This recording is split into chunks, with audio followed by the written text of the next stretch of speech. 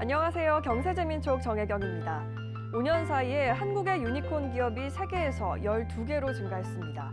대부분이 비바 리퍼블리카, 무신사, 마켓컬리 등 플랫폼 사업에 집중되어 있다고 하는데요. 해외 기업들도 인정하는 한국 스타트업의 잠재력, 서울시 창업 생태계를 활성화하고 경쟁력을 강화하는 서울산업진흥원의 김현우 대표이사와 함께 분석해 보겠습니다. 서울의 중소기업을 키우고 인재를 양성하는 중추기관 서울산업진흥원의 김현우 대표이사와 함께합니다.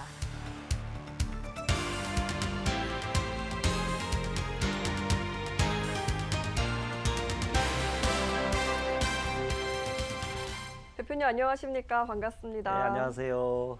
네, 중소기업과의 상생 경제를 만들어가고 있는 서울산업진흥원 소개 좀 해주시죠. 말 그대로요. 서울의 산업을 진흥하는 곳인데 그렇게 설명하는 것보다 이렇게 설명하면 많은 분들이 쉽게 알아듣더라고요. 그냥 공공 부분인데 공공 부분 최고의 엑셀러레이터다 이렇게 설명하면 네. 딱 맞는 걸 것 같고요. 설립된 건 98년도에 설립됐으니까 꽤 시간이 흘렀는데요. 네. 어쨌든 서울에 있는 모든 중소기업들을 다양한 방법으로 뭐 매출 증대, 뭐 판로 지원뿐만이 아니라 고용 확대를 위해서 노력하고 뭐 청년 일자리 창출 노력하고 이런 일들을 하고 있습니다. 네. 그렇군요. 우리 서울시에서 굉장히 중요한 기능을 맡고 계신다고 알고 있는데요.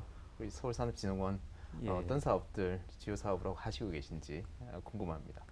서울에 많은 기업, 다양한 종류의 기업들이 있잖아요. 그러니까 정말 다양한 종류의 기업들을 다양한 방법으로 지원하는데 대표적인 게 뭐 그 중소기업들의 가장 애로적인 판로 지원도 해야 되고요.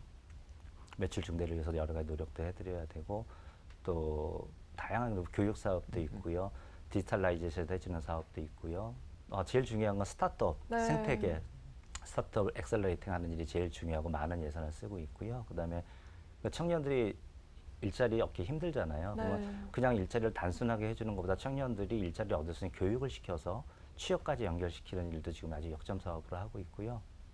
또 중소기업 전시회 관련된 일도 하고 있고 또 서울 시내 곳곳에 산업 거점들이 있어요. 옛날식 표현은 클러스터라고 하는데 뭐 대표적으로 아시는 것들이 곳곳이 있으실 거예요. 그런 클러스터들을 관리하고 프로그램하는 기능도 있고 또 전략 사업으로 콘텐츠 산업을 육성하는 기능도 있고 미래혁신단을 신설하셨다고 하던데요. 어떤 네. 이유 때문인가요?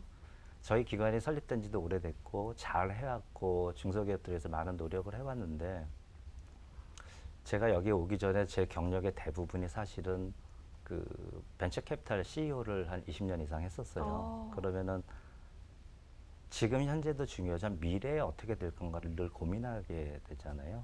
그게 또 서울의 미래고 지금 현재의 서울만 갖고 우리가 먹고 살 수는 없거든요. 그러다 보니까 누군가는 밥만 먹고 꿈을 꿔야 되거든요. 네. 그리고 지금 현재 너무 잘하고 있어요. 모든 것들이 잘하고 있는데 15년 뒤, 20년 뒤에 서울의 산업을 이끈 뭔가는 잉태되고 있거든요. 그러면은 누군가는 그런 것들을 고민하고 그들한테 마중물을 부어주고 그들을 리딩해낸다면 서울이 더 건강하고 더 좀 좋은 도시가 되지 않을까요? 네. 그래서 미래혁신단이라는 걸 제가 만들었고 이거는 제가 만들면서 그렇게 얘기를 했어요. 여기 근무하는 직원들은 일종의 불이익을 받게 돼요. 왜 불이익을 받냐면 인센티브를 못 받잖아요. 성과가 미래혁신단의 성과가 1년 안에 나오겠어요? 2년 안에 나오겠어요? 대신 큰 의미를 가질 수 있고요. 만약에 제 후임한테도 1, 2, 3년 안에 미래혁신단의 성과가 나오지 않을 가능성이 되게 높아요. 근데 그럼에도 불구하고 6년, 10년 만에라도 거기서 뭐 제2의 카카오, 제2의 토스 같은 기업들을 뭔가 지난 10여 년 동안 플랫폼 기업들이 급성장을 했다면 그런 식의 어떤 산업군들을 군으로 자르든 가로로 자르든 세로로 자르든 그런 역할들을 해내는데 저희가 어떤 마중물을 붓고 리딩 역할을 해낸다면 그 미래혁신단은 정말 엄청난 일을 하게 된 거죠. 그런 의미에서 미래를 생각하는 차원에서 만들었고 힘을 주고 있는 중입니다. 근데 사소한 거 한두 가지를 좀 해내고 있어서요. 네. 지금 아주 기분이 좋습니다. 요즘. 네. 오세훈 시장께서 재임에 성공했습니다. 예, 제 예. 기억에 오세훈 시장 시정 철학 중에 예. 동행 매력 뭐 이런 예, 것들도 있었던 것 같은데 아무래도 서울산업진흥원의 사업에도 반영이 될 것 같습니다. 혹시 예. 어떤 사업들로 반영되고 있는지도 궁금합니다. 예. 그 제일 첫 번째가 동행 매력 중에 약자의 동행이 여러 군데가 있는데요. 특히 우리가 보듬어야 될 부분은 청년들에 대한 부분, 그 미래잖아요. 서울의 미래이기도 하고 또 그들이 대한민국의 미래이기도 해요. 사실 서울의 미래가 꼭 서울만을 국한되지는 않거든요. 근데 그런 부분에서 청년들한테 일자리를 만들어주는 건 너무나 중요한데 네. 그 동행이라는 부분을 구현되는 방법은 다양할 텐데 특히 저희가 지금 집중하고 있는 건 청년들의 일자리 만들어주고 취직 도와주고 하는 건데요. 그래서 청년 취업 사관학교라는 이름으로 근데 또 경제 쪽에서는 어떠냐면 IT 인력 부족하다 그러잖아요. 네. 그러니까 IT 프로그램 개발자도 부족하다 그러고 난리가 아니잖아요. 업체들은. 그러니까 그 IT 인력을 아주 저희가 비싼 교육비를 들여서 양성을 해서 또 취업까지 계속 애프터 서비스 계속 해드리거든요. 심지어는 그 기업, 그 직원, 그 학생을 채용한 기업에는 다른 인센티브도 제공하고 이렇게 해가면서 좋은 인력을 양성해서 취직시키고 있고요. 네. 점점 취직률은 낮아질 수 있겠지만 하여튼 작년 통계치까지는 그 이수한 사람이 78%가 취업에 성공했습니다. 예. 그래서 그 동행 부분에 대한 대표적인 어떤 프로젝트 중에 하나입니다. 네, 청년 취업이 참 어렵고 또 중요한 시기이기도 합니다. 예. 청년 취업 사관학교 좀 전에 예. 말씀을 하셨는데 구체적으로 어떤 분야의 인재를 뽑으려고 하시는 건지 그리고 지금 배출되는 인력 규모가 어느 정도인가요? 지금 올해 배출되는 인력 규모부터 말씀한 한 1,500명 정도 배출하고요. 네. 그 예산이 꽤 많이 듭니다. 그리고 재작년에 그러니까 작년 2021년, 2020년에 그 영등포에 개관을 하기 시작을 했고요. 작년 12월에는 금천에 개관을 했고 올 4월에는 마포에도 개관을 했고 서울 시내 곳곳에 넓혀가고 있는 중이고요. 네. 그래서 주로 뭐 AI, 빅데이터, IoT, 뭐 클라우드 이런 부분에 그 개발자들을 양성하는 프로그램을 하고 있고요. 그럼 또 누군가는 이렇게 얘기할 수 있잖아요. 아이 그 이과 애들은 원래 취직 잘 돼요. 이렇게 얘기할 수 있으니까 그 문성합니다 하는 그 문과생들 중에서도 그 문과는 같지만 자기가 그런 쪽에 조금 이렇게 좀 오리엔트가 있는 친구들을 네. 대상으로 해서 디지털 트랜스포메이션 과정, DX 또는 DT라고 하는데 그런 과정에 이제 기획자라든가 이런 식의 인력을 양성을 해서 그 배출을 하고 있습니다. 네. 그래서 각 센터마다 조금씩 다르게 특성을 주려고 노력하고 있는 중입니다. 모두에 이런 말씀을 하셨던 것 같습니다. 서울산업진흥원을 표현하는 내가 생각하는 가장 좋은 용어는 공공기관의 엑셀러레이터다. 공공 부분 네, 세계 엑셀러레이터. 최고의 엑셀러레이터. 정말 세계 최고예요. 네, 관련해서 제 기억에 서울 창업 허브라는 것도 운영하고 계시고요. 그다음에 스타트업 플러스라는 프로그램도 운영하고 계신 것으로 알고 있는데 혹시 여기에 가면 어떤 지원을 받을 수 있는지 일단은요. 그런 기업들 왜 우리 재수할 때 종로학원 갈라 그러잖아요. 네. 대성학원 갈라 그러는 게 그게 그 소위 말해서 그게 물이 좋잖아요. 같이 공부하려고 막 하는 사람들처럼. 그렇죠. 예, 뭐 시너지가 있는 거죠.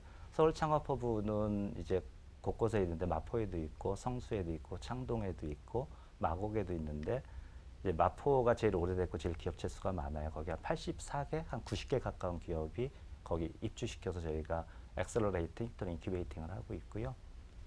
시설은 마곡이 제일 좋아요. 새로 지어져서 또 거기서 또 다양한 또 프로그램을 또 할 수도 있고 네. 그다음에 창동은 뉴미디어 쪽에 특화된 기업들을 육성을 그렇게 하고 있고요. 그다음에 그 성수는 ESG에 특화돼서 테마를 줘서 그런 관련된 기업들을 그 인큐베이팅 하고 있는 거고요. 창업 플러스는 그 교수님 어떻게 하셨어요? 그거 저희 자랑거리기는 한데 네. 아직 많이 사용하지는 않으시는데요. 그 자랑거리이기도 하고 저 현재 고민이기도 해요. 왜 그러냐면 저희가 스타트업이 지원을 받아서만 먹고 사는 스타트업들 간혹 있어요. 그게 좋은 걸 수도 있고 나쁜 걸 수도 있고 잘 그 판단은 유보하더라도 그런 정부의 중소기업청에 저희 그 SBA에 또는 기타 다른 많은 곳에 뭐 지원 프로그램들이 있는데 거기에 계속 지원됐던 그 업체의 이력 관리가 되는 곳이 없어요. 그렇죠. 여기저기서 중복 지원 받기도 하고 또는 네. 그때 왜 떨어졌는지 그런 것들을 만약에 데이터베이스화 다 한다면 그게 이제 창업 플러스의 생각이에요. 그랬을 때 우리가 어떤 기업을 해외에서 오픈 이노베이션 하면서 그런 것들이 더 니즈가 있는데 대기업에서 이런 기업 찾아줘 그러면은 우리가 그 데이터베이스 속에서 쫙 이런 기업들을 찾아낼 수도 있고 또는 서울에 있는 창업교육센터 각 그 군데에서 우리한테 보육받았던 업체들, 우리한테 있던 것들이 다 데이터베이스화가 네. 되잖아요. 그래서 대부분은 안 그렇습니다만 일부는 관에서 했던 이런 플랫폼 기업들 또는 데이터 구축 사업들이 예산을 받아서 그걸 잘 하고자 했으나 그 기간이 프로젝트 기간이 끝나면은 많은 언론에서 무용지물이 돼. 네. 제가 민간에서 그런 사례를 아주 조금 봤거든요. 아주 요만큼 본 그러셨어요? 적이 있어서 네. 적어도 저희가 하는 거는 그렇게 되지 않아야겠다는 생각을 갖고 끊임없이 챙기고 있는 내용인데 교수님이 질문하셔서 지금 깜짝 놀랐어요. 아직은 그게 일반한테는 네. 오픈돼 있지는 않거든요. 근데 쓰시는 분들은 지금 이거 좋다라고 하고 있고 아직은 좀 클로즈된 프로그램입니다. 네, 그렇군요. 최근에는 이 스타트업과 대기업의 협력이 필수적인 것 같습니다. 이와 관련해서 이 서울산업진흥원에서 운영하고 계신 오픈 이노베이션 설명 좀 해주시죠. 그 오픈 이노베이션의 그룹핑은 이래요. 한쪽 그룹에는 대기업, 중견기업이 네. 있고요. 한쪽에는 스타트업들이 있는 거예요. 그러면은 대기업, 중견기업들은 이미 뭐 안착화돼 있지만 새로운 기술들을 찾고 그 기술을 자기가 다 할 수 없어요. 뭐 예를 들어 제가 잘 쓰는 표현인데 시스코라든가 HP라고 세계적인 기업들의 역사는 M&A 역사거든요. 내지는 콜라보의 역사. 자기가 다 하지 않습니다, 절대로. 이런 사람들이 이런 대기업 중에 어떤 기술이 필요하고 찾아줘 그러면은 네. 저희한테 의뢰를 하면 저희가 이제 그런 기업들을 찾습니다. 그리고 이런 기업들도 이런 대기업 좀 찾아줘 이랬을 때 직접 연결을 하게 되면 조금 그렇잖아요. 근데 저희 같은 관이 끼어서 네. 그걸 연결해주면 신뢰감도 쌓이고 퀄리티파이 해지고 그런 그 성과가 되게 좋아요. 저희가 지금 제일 힘주고 있는 프로그램 중에 하나입니다. 네. 서울산업진흥원이 잘하는 게 이런 거죠. 예를 들어서 서울시가 갖고 있는 마포에 있는 건물을 주고 자, 이 건물에 벤처기업들 입주시켜서 인큐베이팅 해봐라고 했을 때 단순하게 건물 관리 기능만 한다면 그렇게 할 수 있는 데들 많을 거예요. 근데 이런 오픈 이노베이션 프로그램 같은 거, 스타트업 플러스 같은 거를 통해서 프로그램을 통해서 네. 기업체들을 육성해내는 게 저희의 노하우고 장점이고 거기에 미래혁신단이 붙여서 만약에 미래 사업에 대한 것도 리딩을 해낼 수 있다면 뭐 농담 삼아 30년 뒤에 서울의 미래는 우리가 조금 요만큼이라도 주춧돌을 놓지 않을까 네. 이런 생각입니다. 네, 다음 달인 9월에는 트라이 에브리싱이라고 스타트업 대축제가 열리는데요. 예. 이 축제를 통해서 스타트업이 글로벌 진출을 더 노려볼 수 있을까요? 어떻습니까?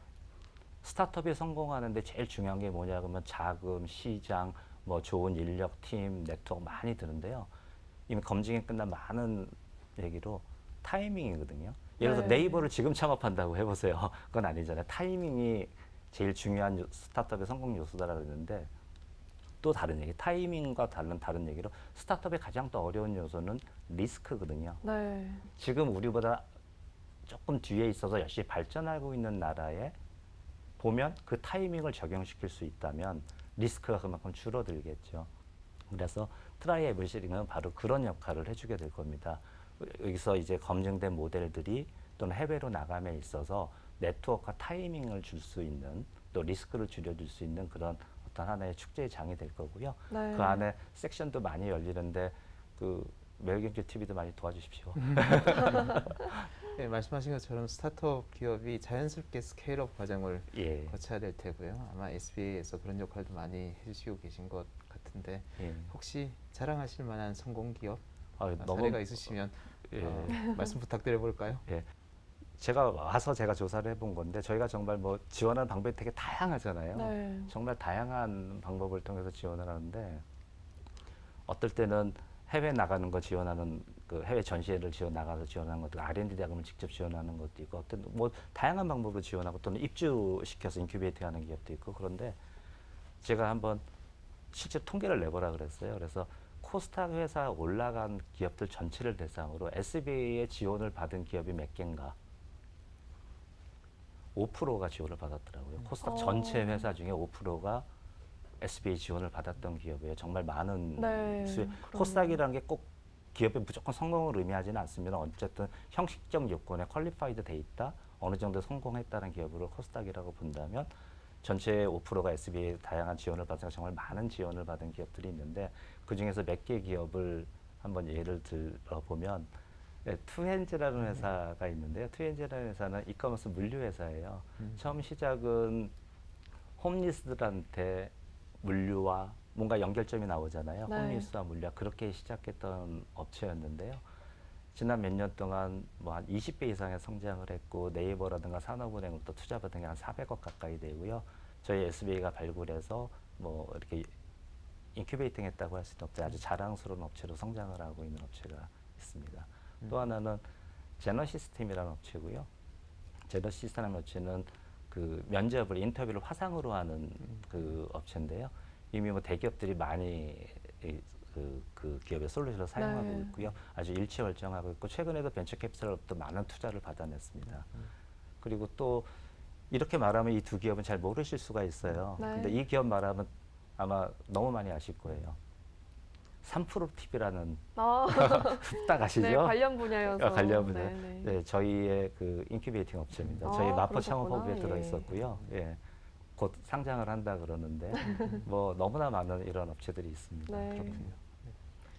그렇다면 지금 우리나라의 산업 생태계는 어떻게 보고 계시는지, 유니콘 기업이 성장할 수 있는 그런 좋은 환경을 구축하고 있는 건가요?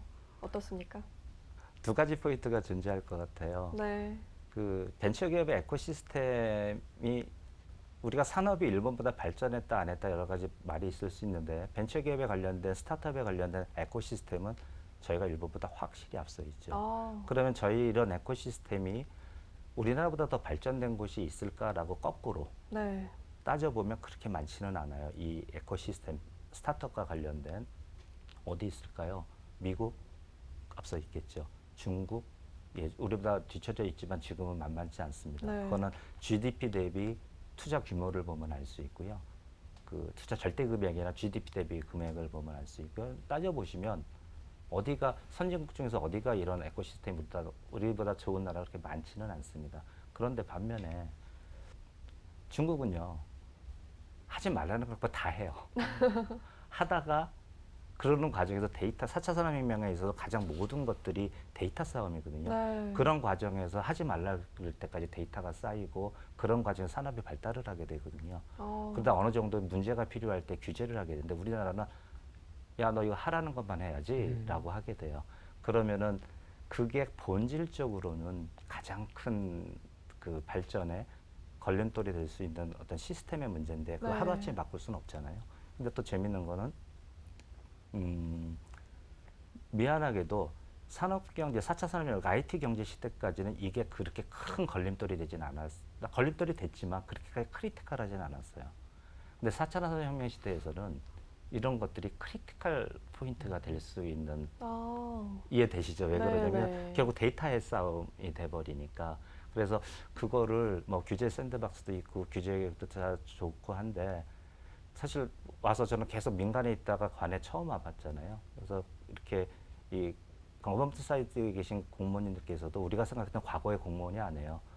대한민국 공무원들 정말 잘하시고 열심히 하시고 뭐 특정 국가를 예를 들지는 않겠습니다만 정말 비교될 정도로 열린 마인드, 옛날에 우리가 갖고 이런 마인드는 아니에요. 근데 공무원들 한 분 한 분이 그런 마인드라고 하더라도 시스템 자체가 그렇지 않기 때문에 네. 그 부분이 우리의 마지막 허들인 것 같아요. 그거를 어떻게 잘 넘어서서 포지티브와 네거티브 시스템에 대한 문제거든요.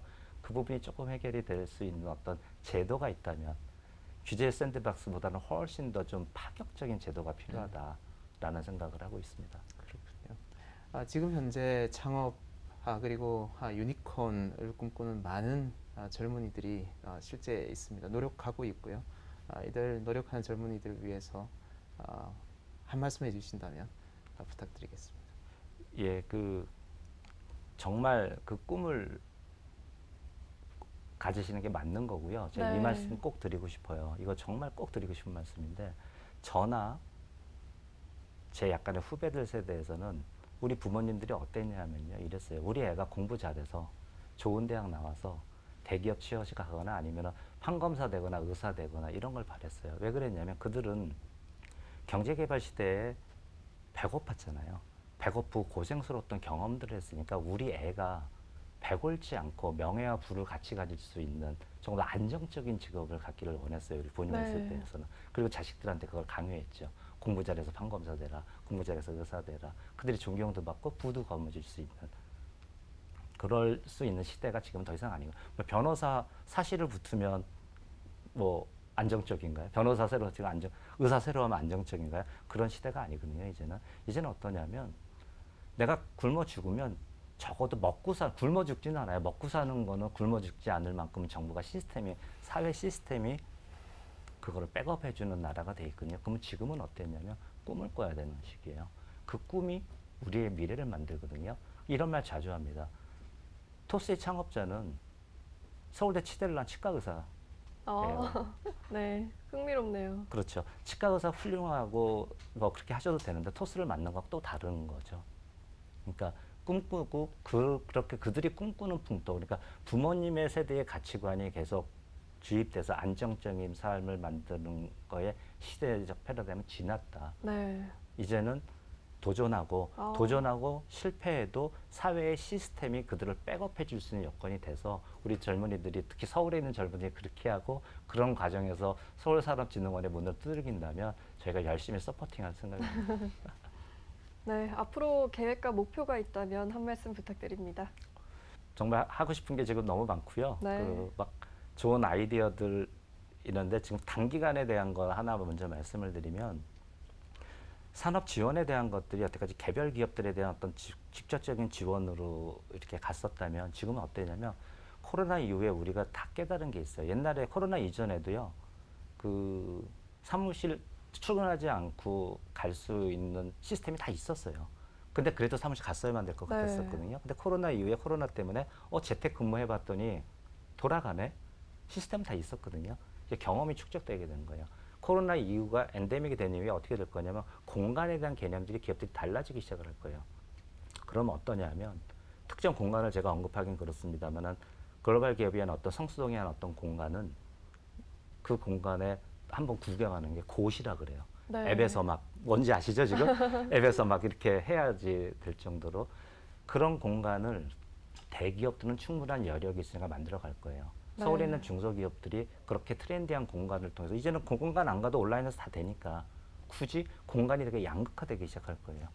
그러면 서울산업진흥원이 지금 단기적으로는 코로나 이후에 중소기업들, 스타트업들을 위한 공간에 대한 개념으로 지원을 확장해야 될 필요가 있다. 네. 곧 그런 시대가 올 거다.